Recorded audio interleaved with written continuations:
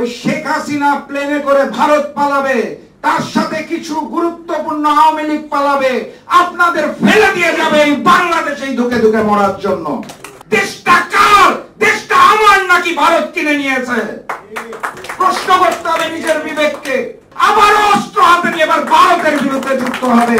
শেখ হাসিনা এবং ভারতকে প্রতিহত করেই গণতান্ত্রিক স্বাধীন সার্বভৌম বাংলাদেশ গড়ে তুলব ইনশাআল্লাহ। এই ফ্যাসিস্ট হাসিনা সরকারকে প্রশাসন, পুলিশ এবং অন্যান্য বাহিনী যে নিরাপত্তা দিচ্ছেন জনগণকে বঞ্চিত করে, তাদের উদ্দেশ্যে আমি বলতে চাই, আর একটি দুটি কিস্তি যাওয়ার পর জুন জুলাই মাসে আপনাদের সরকারি কর্মকর্তাদের বেতন দিতে পারবে কিনা সেটা একটু ভেবে দেখবেন। আপনাদেরকে অনুরোধ জানাই, প্রশাসনের ভাইদের এখনো সময় আছে, জনতার কাতারে নেমে আসুন, জনগণের সাথে যোগ দিন। না হলে যেদিন রিজার্ভ সমাপ্ত হবে, ওই শেখ হাসিনা প্লেনে করে ভারত পালাবে, তার সাথে কিছু গুরুত্বপূর্ণ আওয়ামী লীগ পালাবে, আপনাদের ফেলে দিয়ে যাবে এই বাংলাদেশেই ধুকে ধুকে মরার জন্য। এখনো সময় আছে, একত্রিত হন, জনগণের কাতারে নেমে আসুন। সংগ্রামী সাথী এবং বন্ধুগণ, শত্রু চিহ্নিত হয়ে গেছে। আমরা হাসিনা হাসিনা বলছি, আওয়ামী লীগ বলছি, কিন্তু তাদেরকে রক্ষা কবচ হিসেবে যে ভারত আছে, সেই ভারতের কথা স্পষ্ট করে বলছি না। অনেকেই বক্তব্য দিচ্ছেন বহির্বিশ্বের শত্রু, আমাদের শত্রু, প্রতিবেশী শত্রু। নাম উচ্চারণ করতে হবে, শত্রুকে স্পষ্টভাবে চিহ্নিত করতে হবে এবং সেই আন্দোলন গড়ে তুলতে হবে।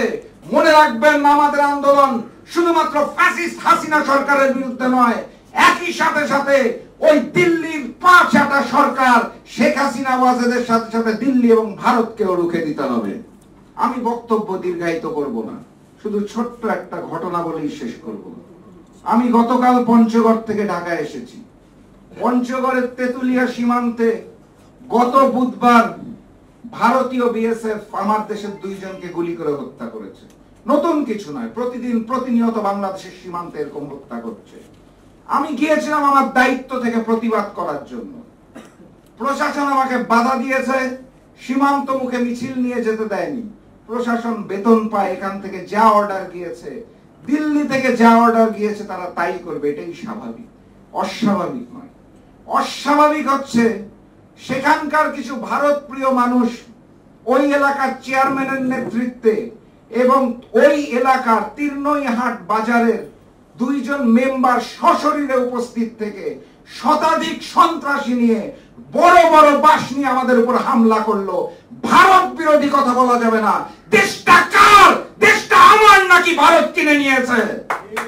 প্রশ্ন করতে হবে নিজের বিবেককে। বাংলার মাটিতে দাঁড়িয়ে, বাংলার জমিনে দাঁড়িয়ে ভারতের বিএসএফ এর গুলিতে আমার ভাইরা হত্যা হয়, সেই প্রতিবাদ করতে গেলে যদি আপনারা বাধা দেন, তাহলে মনে রাখতে হবে বাংলাদেশকে করদ রাজ্য করার প্রচেষ্টা বহমান। তারা বাংলাদেশকে ভারতের অঙ্গরাজ্য বানাতে চায়।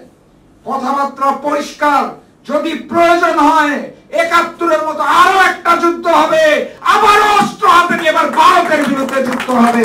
শেখ হাসিনা এবং ভারতকে প্রতিহত করেই গণতান্ত্রিক স্বাধীন সার্বভৌম বাংলাদেশ গড়ে তুলব ইনশাআল্লাহ।